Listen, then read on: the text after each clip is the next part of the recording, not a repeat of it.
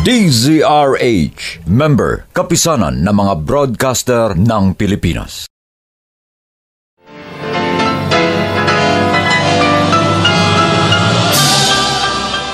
Buong karangalang inihahandog ng DZRH para sa bagong milenyo ang isa pang magandang dula mula sa panulat at direksyon ni Salvador M. Royales. May pangako ang bukas.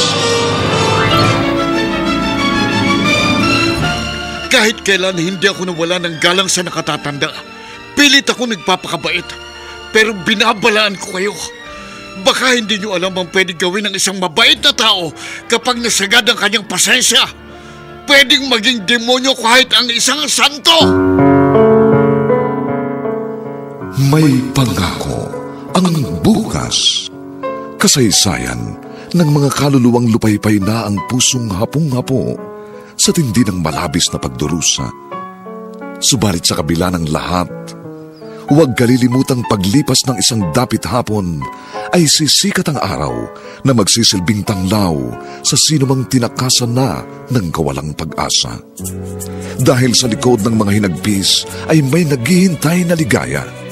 Sa bawat kabiguan ay may makakamit na tagumpay, laki pang pangarap na sa bawat himaymay ng laman ay muling mabuhay ang dugong nananalaytay sa mga ugat at unti-unting mauusal ang mainspirasyong mga katagang. May pangako ang bukas. May pangako ang bukas. Isa na namang natatanging dulang pangradyo na inyong aabangan at kalulugdan, mag-iiwan ng mga magagandang halimbawa at aral. May pangako ang bukas.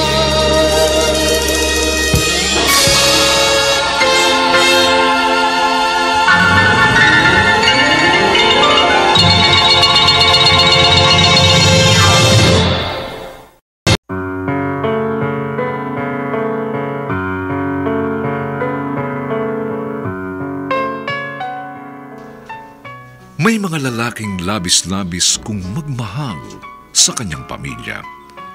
Kaya naman sobra rin siyang nasasaktan kapag may nagsabing isa siyang irresponsableng asawa. Mga kaibigan, narito po ang aming tampok na kasaysayan sa linggong ito, pinamagatang Pwedeng maging demonyo kahit ang isang santo. Dito pa rin sa ating natatanging dunang may pangako ang bukas.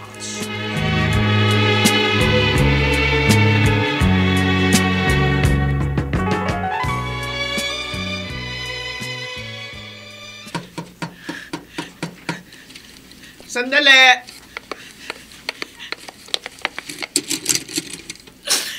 Anak? Mama! Cassandra! Mama! Ay, Mariosa, inaaway ka na naman ba ng asawa mo? Sinaktan ka na naman? Wala na po yata pag-asa na magbago si Darius. Nakakasawa na! Ano ba nangyayari dyan sa asawa mo? Pupuntahan ko nga ang gagong niya sa bahay niyo at mumurahin ko mula ulo hanggang paa. Huwag na kayo pumunta sa bahay. Baka kayo lang ang magbanggaan ni Darius eh. Hindi niyo pa hulubos na kilala ang asawa ko. Nagiging ibang tao yun pag nagagalit.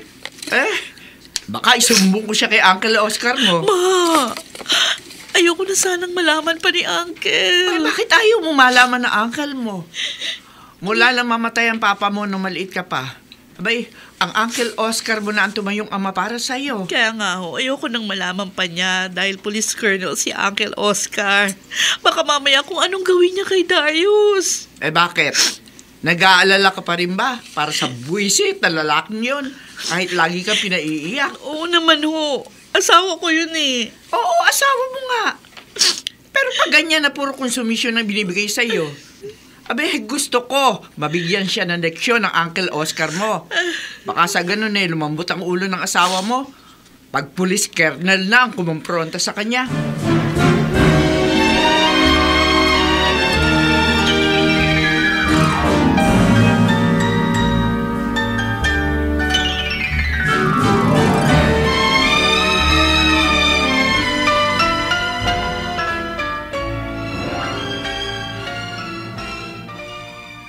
Cassandra? Cassandra, andyan ka ba? Buksan mo itong pinto. Bah, mukhang walang tao dito sa bahay namin, ha? Namasal kayang mag-ina ko. Daddy?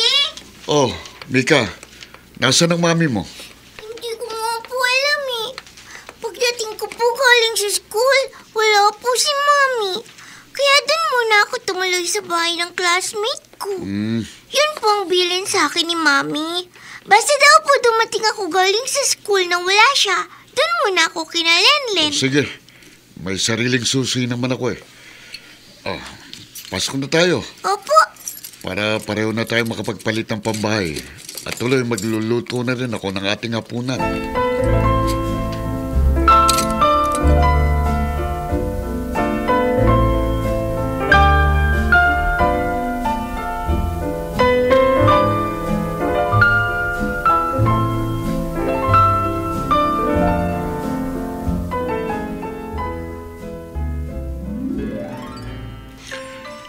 Nung bagong graduate ako sa Police Academy, akala ko madali lang ang trabaho ng pulis. Hindi pala. Habang tumataas ang ranggo, lumalaki rin ang responsibilidad. Kapag may pumalpak sa mga tauhan mong pulis, sa iyong sisi. Oh, sino kaya itong tumatawag? Hello? Ay, Oscar! Ako ito ang Ate Feli mo. Ate, bakit napatawag ka? Galing dito kanina yung pamangkin mo. Bakit? May problema na naman ba si Cassandra, ate? Yun dati pa rin na naikukwento ko sa'yo. Bukod sa naglolo ko yung asawa niya si Darius, parang sinasakta na rin siya. Ano? Walang yan lalaking yun, ah. Kapag hindi ako nakapagpigil dyan sa manugang mo, ate, babariling ko na yan. Naku, Oscar, naawa na kasi ako sa anak ko. Hindi ko na alam kung anong gagawin ko. Ate, kausapin mong Darius na yan, ha? Kahit pamangking ko lang si Cassandra, parang anak ko na rin yan. At ayokong naaapi siya. Sabihan mong manugang mo, kapag napuno ako sa kanya, ipadadampot ko siya sa mga tauhan ko at ipasasalvage ko siya.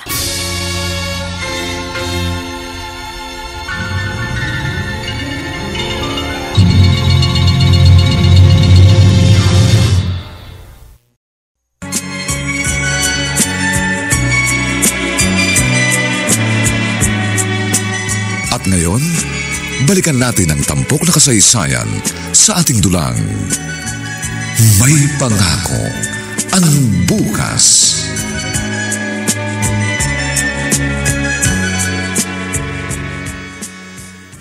Gabi na, wala pa mami mo. Siguro na traffic yun. Oo nga po, Daddy. Mabuti na lang po. Masarap kayong magluto ng pritong itlog. Bola ka pa. Pagkatapos kumain, mag-toothbrush ka, ha? Opo. Hindi tayo nawawala ng unique toothpaste para hindi masisira ang ngipin mo. Opo.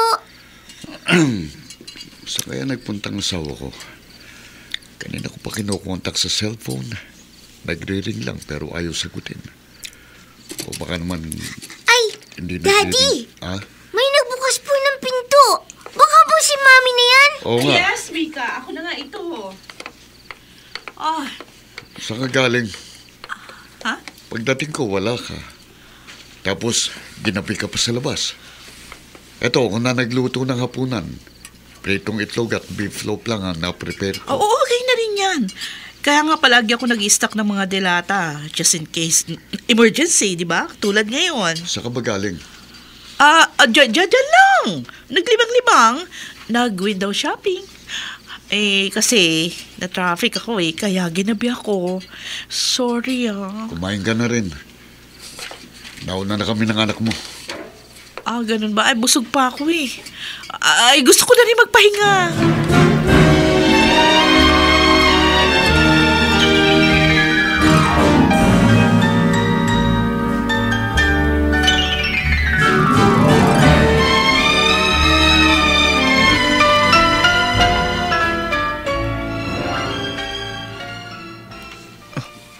Architect Darius, pakiramdam ko po, may problema kayo. Aha. Ayun nga po, lumapit lang ako, parang nagulat na kayo. Matagal-tagal ko na rin napapansin sa inyo na parang may malalim kayong iniisip. Meron nga, Joseph. Nakakayamang aminin. Pakiramdam ko, nalalamig na sa akin ang misis ko. Baka naman po sir may ipinagsiselos lang. Wala siyang dapat ipagselos. Kasi po sir, yung isang architect na dati nyo raw classmate nung college, nagkukwento po siya. Ha? Playboy daw po kayo nung araw. Nanlamig po siguro yung misis nyo kasi baka natunugan niyang may kinalolokohan kayong ibang babae.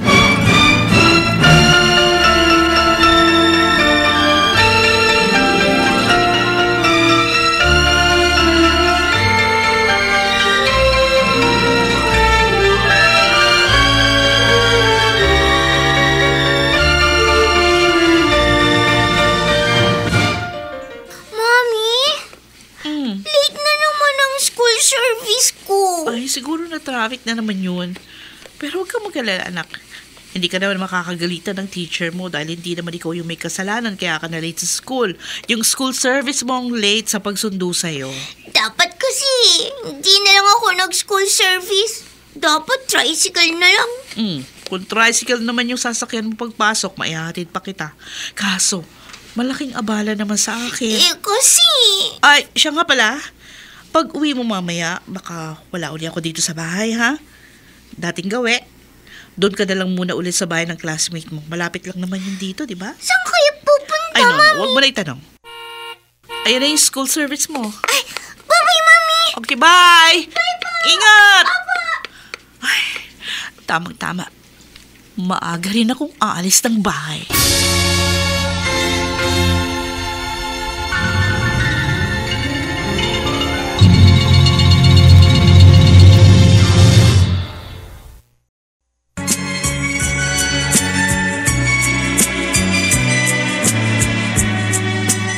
At ngayon, balikan natin ang tampok na kasaysayan sa ating dulang.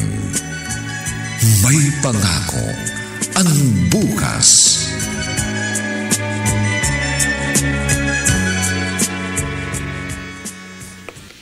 Sir Darius, bakit po kayo pinatawag ni boss? Bigla nga ako nagka-problema, Joseph. Bakit ho? Ako na naman ang ipapadala sa provincial assignment. Noong nakaraang buwan, ako rin ang ipinadala sa Panay. Nakakapagod din kayang magbiyahe ng magbiyahe. Favorite ko siguro ni boss eh. Sadyansa naman ngayon ang punta ko. Siguro po, sa isang ipinapagawang mall ng isang big client natin, ng construction company natin. Ayaw niyo po nun? Nakakapamasyal kayo? Isa pa, pagkakataon niyo na po. Pagkakataong ano? Mga pang chicks. Ano? Sinasabi ko sa'yo, Joseph, wala akong number 2, ha? Huwag kang maniniwala dito sa chismis sa opisina na playboy ako.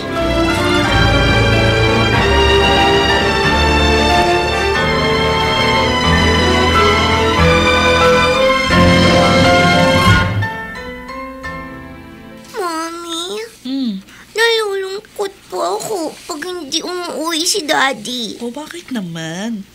Narito naman si Mami, ha? Huwag ka nang malungkot, ha? Basta po, ayoko hindi umuwi si Daddy pag gabi. Kasi gusto kong yumayakap ako sa kanya.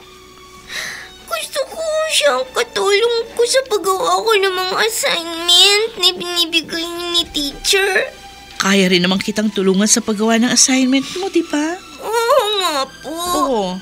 Pero si Daddy, masaya ako pag siya nagtuturo sa akin. Nangingiliti pa yun pag hindi ko agad maintindihan. Pero kayo po, naiinis agad kayo. Pinanditilatan niyo po agad ako. So, ibig mong sabihin mas mabait yung daddy mo kaysa sa akin? Kasi po... O bakit? Ginagawa ko rin naman ang lahat para maging mabait sa'yo, hindi ba? Tama na. Pahirin mo na yung luha mo. Sige na, ilabas mo na yung mga assignment mo. Tutulungan kita. Dili! Opo!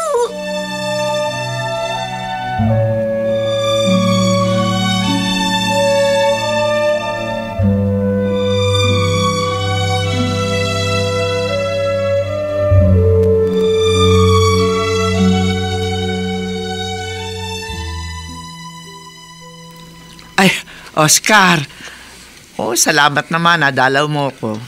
May dinaluhan akong press conference sa ate. Tapos ng maaga. Sabi ko sa bodyguard ko, dumaan muna kami dito bago kami tumuloy sa headquarters. Siya nga pala. Nung isang araw napanood ko sa TV. May inambos na opisyal ng pulis sa bandang Davao. Hoy, ikaw lagi kang mag-iingat. Ate, hindi ako nawawala ng bodyguard. Alam ko sa trabaho namin maraming nagagalit sa amin. Dahil may mga nasasagasaan kami. Sandali. At may kumakatok.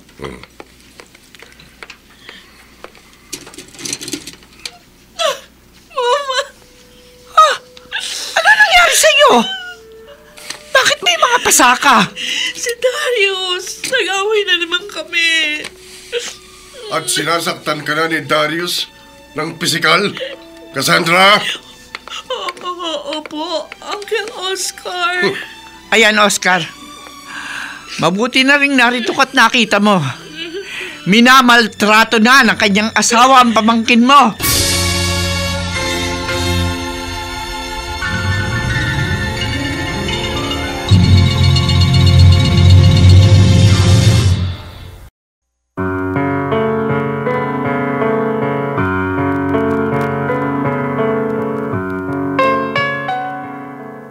Sa pagkakataong yun, ano ang gagawin ng police colonel sa kaapihang sinasapit ng kanyang pamangkin sa kamay ng asawa nito? Mga kaibigan, inaanyayahan po namin kayong bisitahin ang FB page ng May Pangako ang Bukas. Nakahanda po kaming tugunan ang inyong mga mungkahi o suggestion para lalo naming mapaganda ang ating programa. Ang mga nagsiganap ay sina Kent Villamor, Bobby Cruz, Lionel Benjamin, Rosana Villegas, Vilma Borromeo Estillone, Susan Robles, Olive Madrideos, at si Phil Cruz bilang Darius. Nilapatan ng tunog ni Jerry Butia, sa musika ni Buboy Salonga. Supervisyong teknikal ni Eric Lucero. Ang ating kasaysayan ay mula sa panulat ni Alex Areta at sa direksyon ni Ben Mercado. Ito po ang inyong kaibigan June Martin Legaspi, nag-aanyayang huwag po ninyong kaliligtaang sundan at pakinggan ang mga susunod pang kabanata ng kasaysayang ito. Pwedeng maging demonyo kahit ang isang santo. Dito pa rin, sa ating natatanging dulang, May Pangako ang Bukas.